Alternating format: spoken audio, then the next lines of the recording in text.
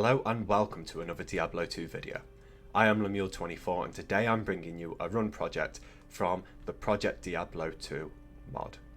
This is going to be a bit of a lengthy introduction, so I will put some timestamps in the description, but before you go anywhere, please hit that subscribe button. I am desperate for some subscribers at the moment. I'm really trying to grow this channel, so hit that subscribe button if you haven't already, and definitely smash that like button. Anyway, for those of you who don't know, Project Diablo 2 launched on November 6th, and the mod changes a few things. It makes the game look a lot better. There's some quality of life changes and a few skill rebalances in there as well. It's online based, so it runs similar to Battle.net. If you want more information on the mod, I'll put the link to the website in the description. So, you may have clicked this video wondering what the Stony tomb is. As well as the changes that I've already mentioned, some areas have actually been upgraded to level 85 areas. This means that the mobs there have the potential to drop any item in the game. The Stony tomb is one of these areas. The tomb itself is located just outside of Lutgolane in the Dry Hills, and it's probably an area most people have never set foot in. The build that I used was a sorceress, and I've made the most of changes to the Hydra skill. This is now a legitimate build, capable of slaying the hordes of hell, as long as there are no fire immunes. Luckily for me, the Stony tomb does not have any fire immune monsters apart from the occasional unique spawn. So, the tree. Hydra is the skill that I'll be using, so that's maxed out, as well as fire mastery. Lesser Hydra is a synergy to the main Hydra skill, so I've also put 20 into that and 20 into Firebolt as well.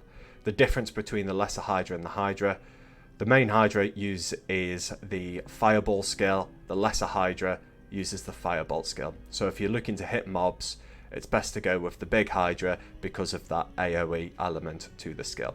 So all in all there, you've got 80 points into those main 4 skills.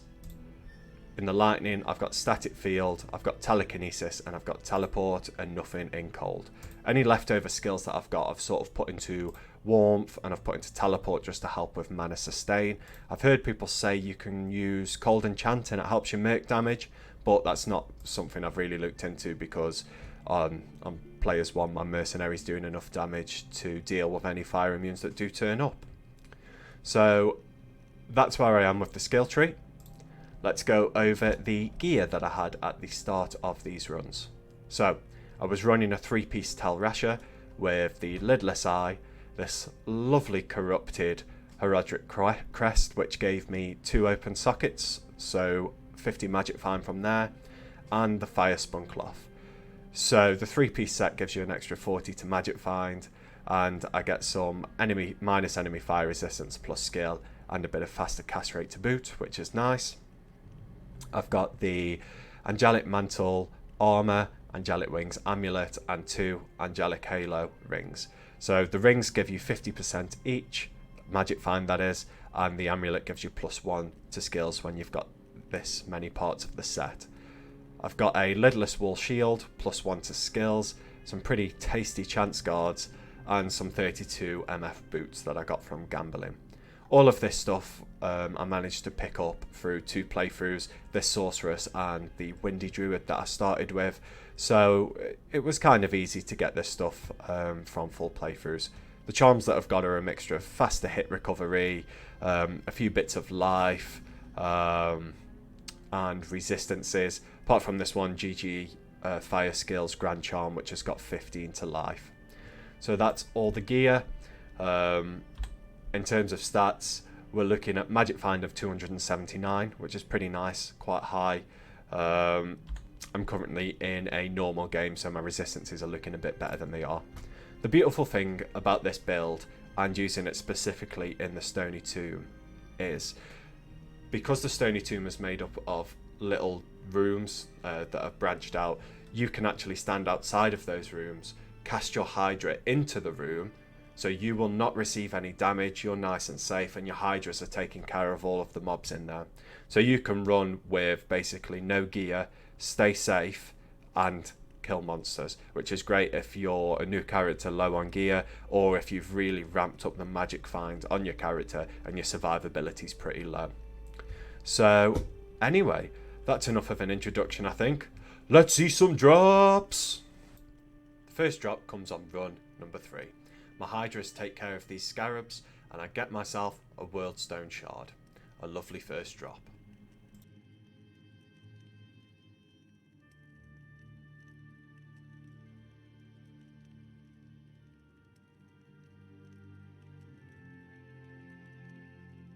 On run number 8 I find a great rune word base. It's a superior mage plate which rolls with 15% enhanced defense. 5 runs later and I get my first drop out of the sparkly chest in the Stony tomb. It's a grand charm and this time it gets +1 to shadow disciplines. Lovely stuff.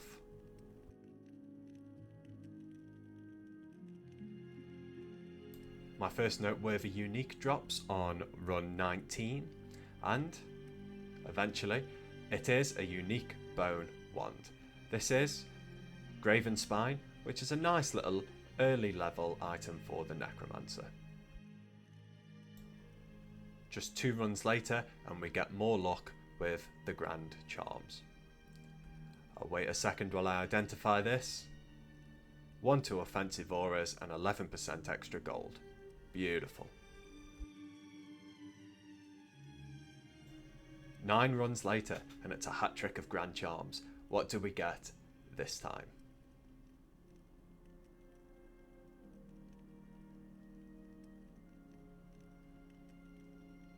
A cheeky gold find Grand Charm with 35% better gold find. Okay, so after 30 runs, a couple of trades came off for me and I managed to re-gear a little bit. You can probably tell from this lovely golden glow around my sorceress that I'm now in the full Talrash's set. Managed to get myself an armour which had a pretty lovely roll of 95% magic find. The corrupt on it was physical damage taken is reduced by 7, which is neither here nor there really, and I managed to get 1 socket in it to put a perfect topaz in there to up the magic find a little bit more. Also got the Talrash's adjudication amulet. All of this resulted in my magic find going up to 330 odd, which isn't a massive increase, but more importantly my damage and killing speed went through the roof and my survivability is miles better now. I'm really glad I could get this done. It's still pretty early in the 100 run project as well, so pretty good stuff. Well, anyway, let's see how this impacts the drops going forward. On run 34, I got my first noteworthy rune of this 100 run project. As you can see in the top left corner, it is a Mal rune. Absolutely fantastic.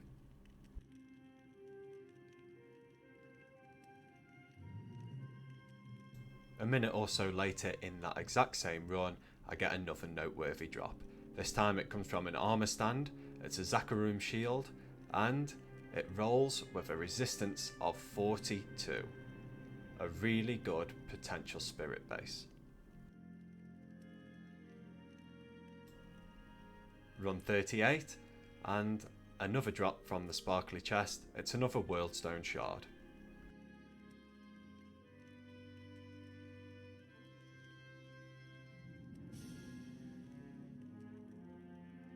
Run 41 highlights the importance of hitting all the poppables in the Stony tomb. It's a unique amulet. Let's have a look what we get. Oh baby, Seraph Sim. It only rolled 1 to defensive skills, but a GG amulet nonetheless.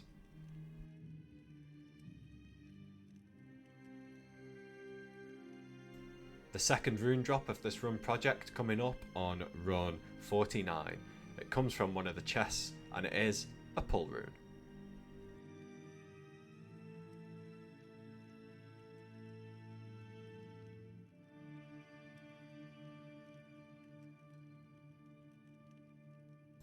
A pretty cool set item here on run 60. It's a set ward, which is, of course, Tebek's Glory. Quite a rare shield, so quite a nice drop.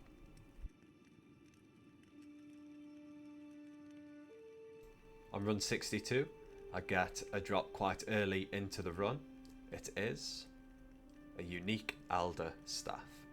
Some changes to Ondul's in the Path of Diablo mod. It no longer adds extra experience, but still a cool drop, and it rolled 3 to skills. Later that run, and I get another noteworthy drop. A set war belt, which is of course part of the Immortal King set. This set is worth quite a bit at the moment with it being early ladder, especially as the Act 5 mercenaries can actually use the full set. Nice. Run 68 is another run that contains 2 noteworthy drops, the first of which is a unique amulet. Do I get as much luck as previously? Let's see. Not really with the Nokazon relic. Still, can't turn down unique amulets. The second drop comes out of a chest just outside of this room, and it's another Worldstone shard. The very next run, and I've got another drop to show you. It's another set item. This time it's the Grand Matron bow, which is of course the weapon for the Mavina set.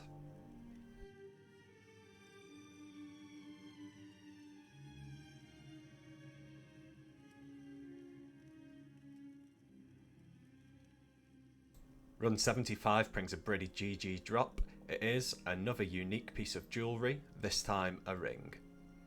Let's get this identified. Oosh! Nagel ring, 37% magic find. Now that is a beautiful thing for a magic find character. Run 80 brings another rune drop.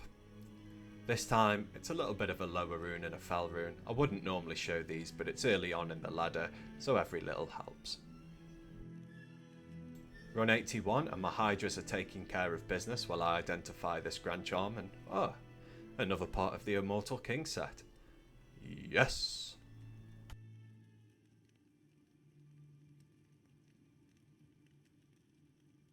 I'm just about to go down the stairs when I see this little group of monsters hiding in the corner. Good job I got them because I get the unique ballista, which is a Boazon favourite in the Bariza du Kianan.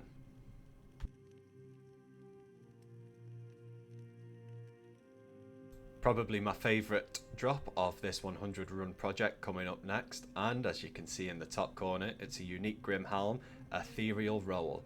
Oh baby, oh baby, oh baby. My favourite mercenary item, the Vampire Gaze. It rolls a little low with 16% reduced damage, 7 and 6 mana and life respectively, but oh yes did this get me excited. Run 86 brings not 1, not 2, but 3 noteworthy drops. We start off with these rare gauntlets, which roll 1 to Java, 20 increased attack speed and 23 MF. Pretty tasty, especially early on in the ladder. The second noteworthy drop comes a minute or so later, and you'll see there's a small charm. I don't identify it yet. I go over here and finish these guys off. Ooh, another fantastic mercenary item, an ethereal unique cuirass, which is of course Juriel's. Fantastic with that cannot be frozen, resistances, bit of strength, high defense. This goes immediately onto my mercenary. I say immediately. Any second now it'll go onto my mercenary. And here it goes, joining with the Ethereal Vampire Gaze. Whew, Merc's looking good now. I just take a second to have a look at that and think, wow, this ladder's going okay. I quickly remember that small charm over in the doorway, pick that up, and it's a little Brucey bonus, 5% magic find. What a run. Run 93, and we get another unique item. This time it's a unique troll nest. Not particularly useful, but a pretty rare drop in Headhunter's Glory.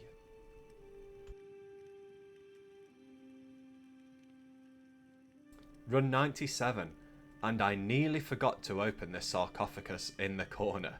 Oh boy, am I glad that I did. Look at that, it is the Harlequin's Crest unique Shaco, It rolls ethereal, which sure there's style points, but it's a little less on the practical side. Let's fast forward a little bit because I decide to chuck a Worldstone shard into the cube along with it. What do we get? Is it going to brick? Is it going to be better? Who knows? Whew, it survived and it added 31 to fire res. Nice. The last run on this project comes on run 100. It's some set battle gauntlets. It's another part of the Mavina's set. It is Mavina's Icy Clutch, which is pretty good now with that Cannot Be Frozen mod. Well guys, that concludes the highlights of my first 100 runs of the Stony Tomb. I've got to say, the drops were pretty damn GG. Vamp Gaze, Shaco, Runes and Skillers, what more could you really ask for? I really enjoyed the Hydra build and I think it's a great option for low budget sorceresses. Now that I'm in full Tal Rashers, I think I'm probably going to respec into Meteor, and my next video will be highlights from a full Magic Find run. I hope you enjoyed the video. Don't forget to hit like and subscribe if you haven't already. Also, come check me out on Twitch. The link to my channel's in the description. It's been an absolute pleasure. Thank you very much. Goodbye.